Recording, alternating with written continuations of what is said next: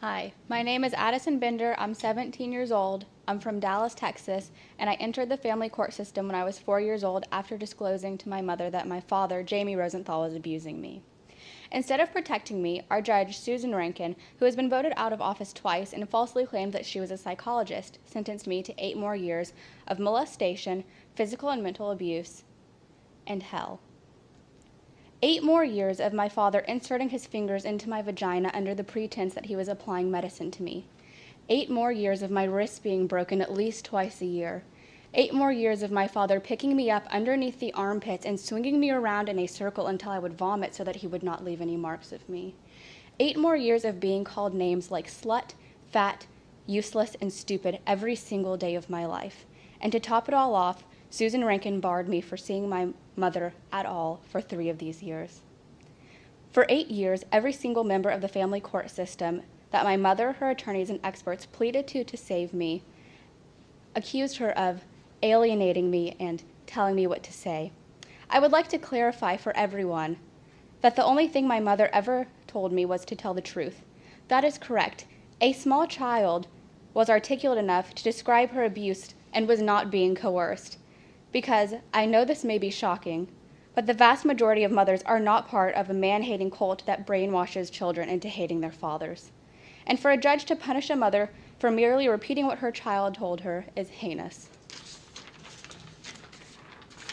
However, the family court system and the abusers do attempt to brainwash children into thinking that they must accept their fate and live the rest of their lives being tortured by the abusive parent despite their many outcries. In fact, they are taught to stop outcrying at all. When someone abuses their dog and authorities are alerted, the dog is promptly removed from their home, placed with a loving owner, and the offender serves jail time or is severely punished.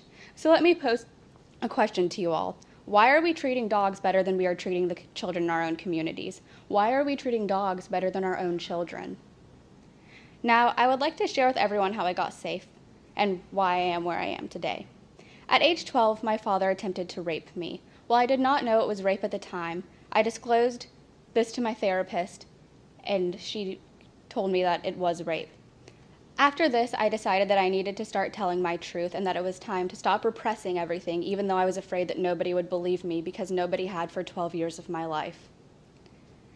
After I told my therapist, I told a teacher at school, and I was shocked to learn that she believed me.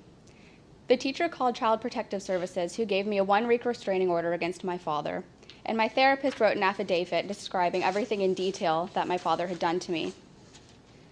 After 24 hours, my father received a copy of this affidavit and he terminated his own rights. He did this not because he loved me and claimed he wanted to protect me from my mother, who he said was crazy and alienating me, but because he knew he had lost and he'd better get out quick before he got thrown in jail for what he did. Jamie Rosenthal lives in New York with his parents, Stephen and Rena Rosenthal, who also allowed me to be abused. Stephen himself abused Rena, and Susan Rankin, knowing this after seeing police reports with pictures detailing my grandmother's throat bruised from being strangled just like I was, forced me to live with them while deciding to rip me from my mother's loving arms. Now about my present and future. I am currently a part of a law magnet school at school in Dallas, Texas, and participate on my school's mock trial team where I learn to advocate. I have wonderful friends, 2 dogs, and am no longer afraid when someone yells my name loudly. I plan on attending college next year and majoring in human rights, followed by law school so that I can help fix this broken system and save kids like myself, just like Richard Ducote does.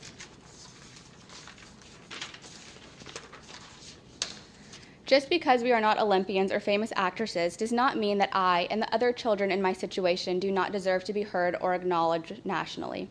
We have been begging the world to listen to us for decades, and now that everyone else is finally saying me too, maybe we will get our chance to make a change.